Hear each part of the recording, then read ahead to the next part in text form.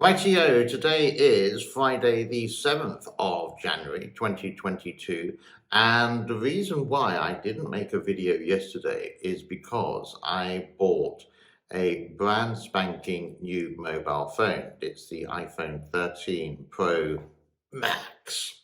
So you can see that my background is all blurred and it looks actually quite that my voice, I'm like 3D shooting at 120 frames per second. Lots to cover for today, and let's hop into and do a catch-up of what's been happening around central China, the Yangtze rivers, floods, dams, etc., etc. Let's go. First of all, let's have a look at the levels of the three gorges. We got Kutan, Chongqing at 170.29. That's gone up since yesterday in a 24-hour period. And the three gorges, for the first time for a long time, below 170, 169.91, only 9 centimeters below that. Inflow is 6,000 and the outflow is 7,410. Still quite high compared to what it should be this time of year. But let's now have a look at the weather. And it looks like this, the hand, as always, by the three gorges, and a little bit of rain just slithering underneath it, going from west to east. I do believe there's a bit of snow coming, but this is going to be in the mountains or the hillsides of the three gorges. It's not going to be down on, you could say, the level of it's only going to be on the higher bits there. And that's about it. Lots of fog. It all seems a bit doomy and gloomy. So, no. Yeah. If I went to the Three Gorges, I would be there sort of like April time would be a nice time of year to go to it.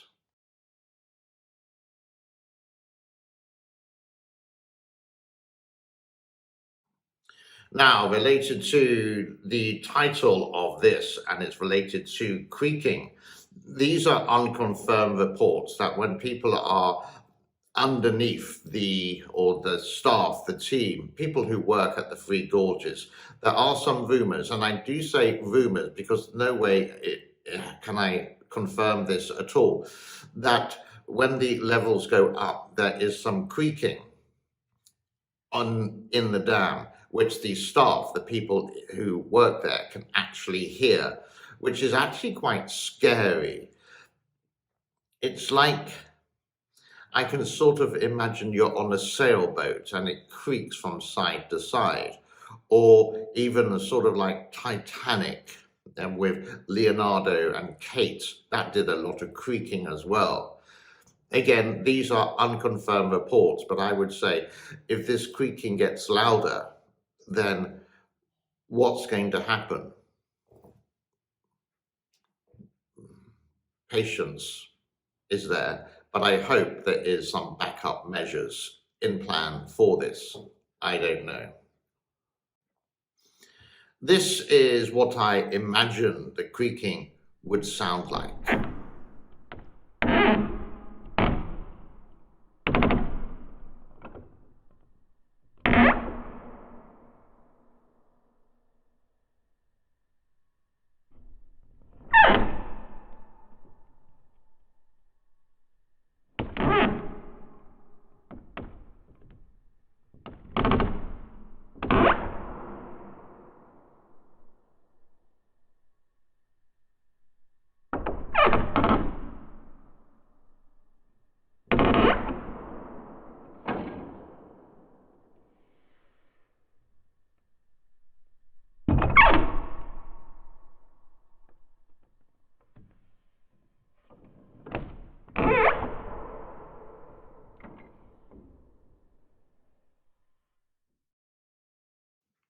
The other thing that I would like to chat about today is related to the growing risk of failure with big dams equals big damage.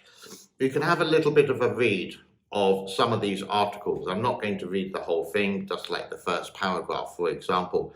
The catastrophic consequences of dam failure.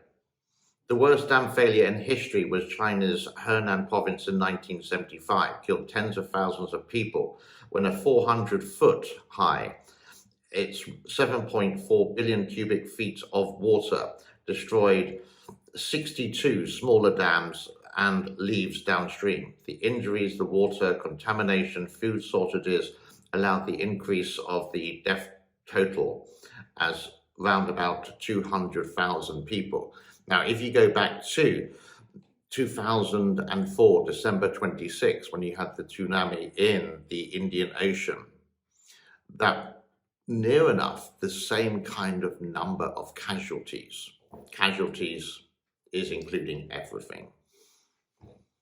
Also, dams nowadays, because it's all interconnected, it's connected, like they say on the TV show Manifest, vulnerable to cyber attacks, something we haven't really talked about before.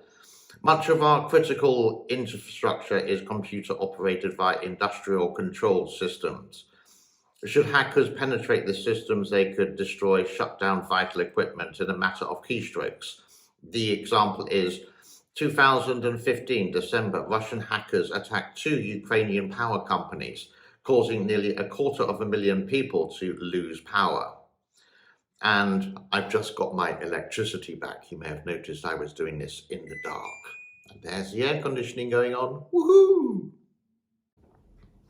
Some other cases that in 2013, Iranian Iraqis breached a small computer-operated dam in New York State.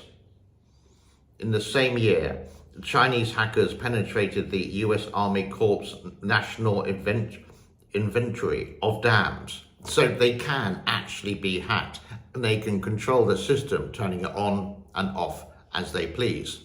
That's really scary.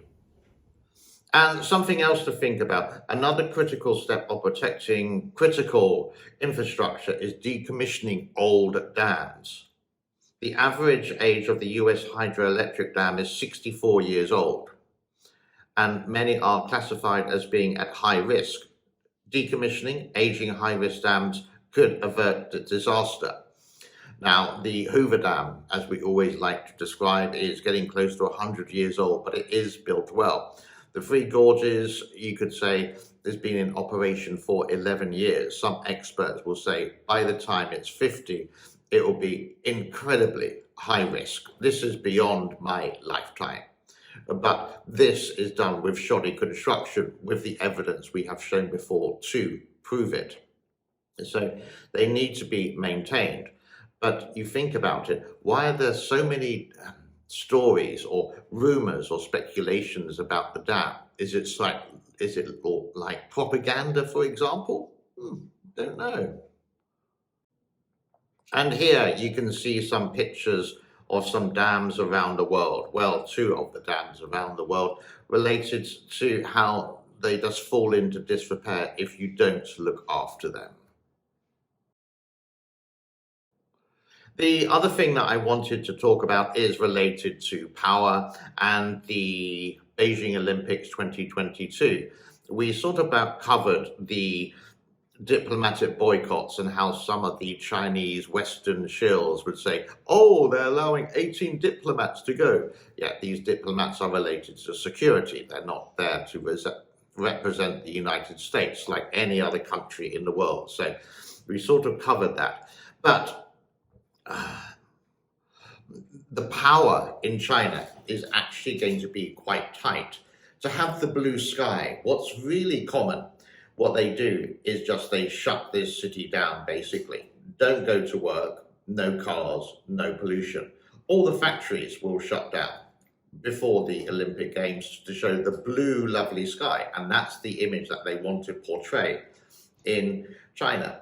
It's already seen some videos on social media with Weibo, it's a little bit like Twitter, showing showing some people who keep warm by burning coal. Cut that down. So it's going to be for some Beijingers with no electricity at all to keep themselves warm. Or there's going to be no heating in their homes to keep themselves warm. So the Beijing Games will be, or the Beijing Winter Games 2022, you're just going to see all the spectacular, marvelous thing, but behind the scenes are the people suffering. Of course, they're not going to talk about it. The reason being is if they do, they just cause themselves problems. So they're just going to get a warm coat. Maybe they would have a Bluetooth Wi-Fi kind of heater that can be run by the sun, so to speak. I don't know. But it's sort of like, this is what we don't see. In the 2008 Beijing Olympic Games, they made everything sunny for you. So Beijing looked spectacular. They painted the grass green. Everyone stopped work for a week before so the air could be clear. And so the games look all wonderful and very, very nice, but it's the people, the normal people in China who would suffer. That is really about it for me for today. Again, this is sort of like trying the new camera here and seeing if it connects to the lovely microphone here, which you can't see for today. A quick reminder for the people who haven't bought a cup yet, do please, $15 you can pay by PayPal, sorry to mention it. The money doesn't go to any profit or my back pocket. What we're doing is trying to put the money into a charity here, but not giving the charity the money, actually buying these supplies and the goods. Once that's done, you will see where your cup has helped to save a child. That will be brilliant. Thank you for your time. A like, subscribe, and share would be absolutely epic. Friday, the 7th of January, 2022. My name is James. Be good wherever you are in the world.